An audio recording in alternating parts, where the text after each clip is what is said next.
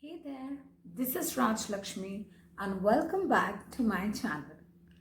And today you all are going to learn 10 phrases. The best part of these phrases is that it is going to be useful for all the learners. These phrases are super easy and simple. You can use these in your daily conversations. So if you like today's video, don't forget to click on the subscribe button. It really motivates me and I will definitely bring more English learning videos for you all. Don't forget to press the subscribe button and also click the bell icon so that you can get the notifications of my next videos. Let's begin today's class. I always start with the meaning of the topic, and today we are learning 10 phrases as I told you in the beginning of this video. So I would just give you a brief explanation of what a phrase is. A phrase is a group of words that have some meaning. For example, excuse me. This is the most common phrase we often use, right? So this is an example. So likewise, let's see what the first phrase is in our list. The first phrase is, I really appreciate. Repeat with me, I really appreciate.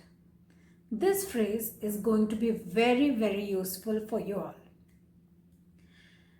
Friends, you all know that most of the time we say thank you. If somebody helps us, we always say thank you. Instead of thank you, you can use this phrase to sound different and better. For example, you can say, I really appreciate you helped me last night. You are thanking a person, but at the same time, you are not using the word thank you. Because we all know that the word thank you is so overused. So instead of using thank you again, you can use some different phrase. So this phrase will surely help you in that case. Again, one other example I would like to give you. I really appreciate you cooked dinner for me. This can also be another way. Well, in some cases, if you want, you can use both thank you and I really appreciate together. How? For example, thank you. I really appreciate you cooked dinner for me. Second phrase in the list is, how have you been? When it comes to pronouncing this phrase, the correct pronunciation should be, how have you been? Repeat it with me.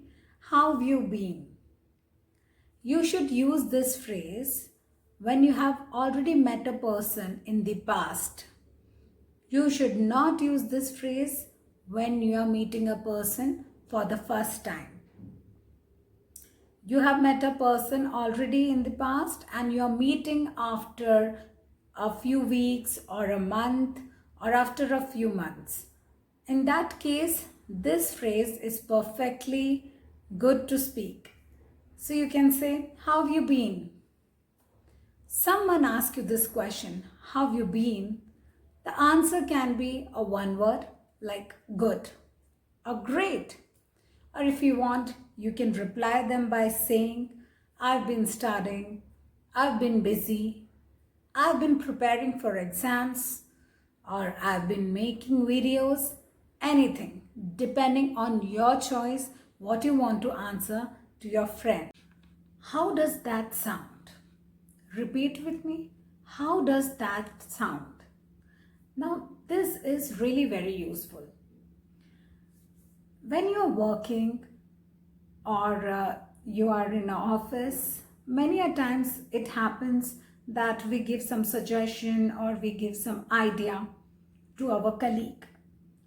I believe at that time this phrase can be really very useful. For example, you told your colleagues, we can have dinner at 7 and then we may go to a movie. How does that sound?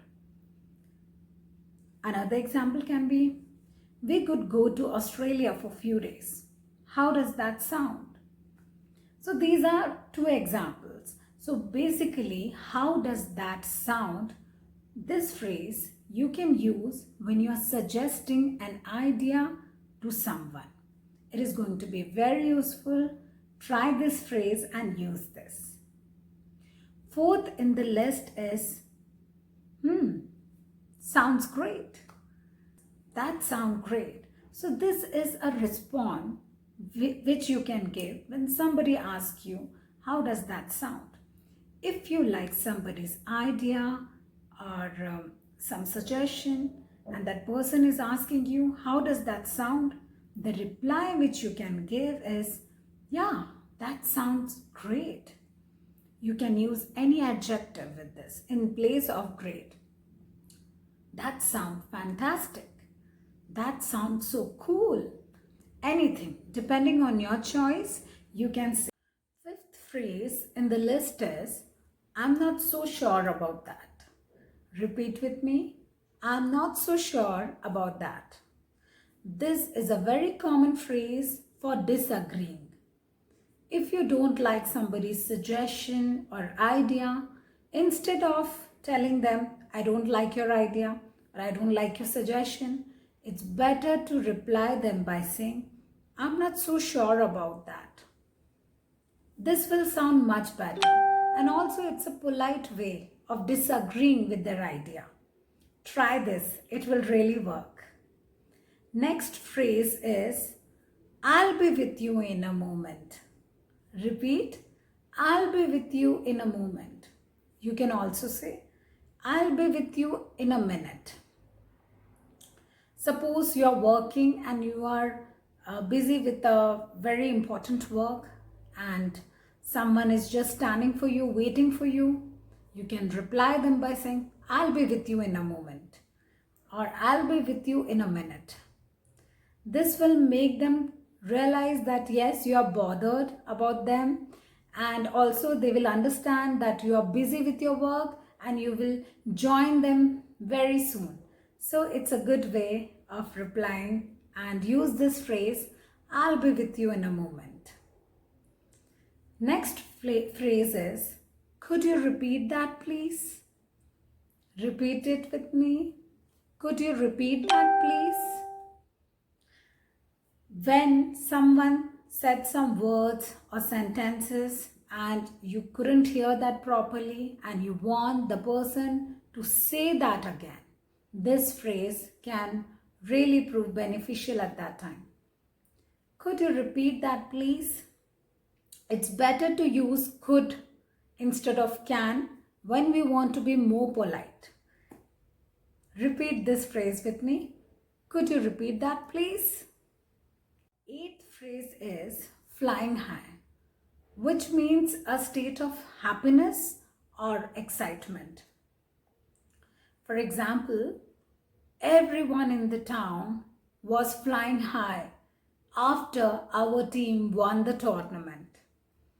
Or you can say, she was flying high after passing the toughest examination.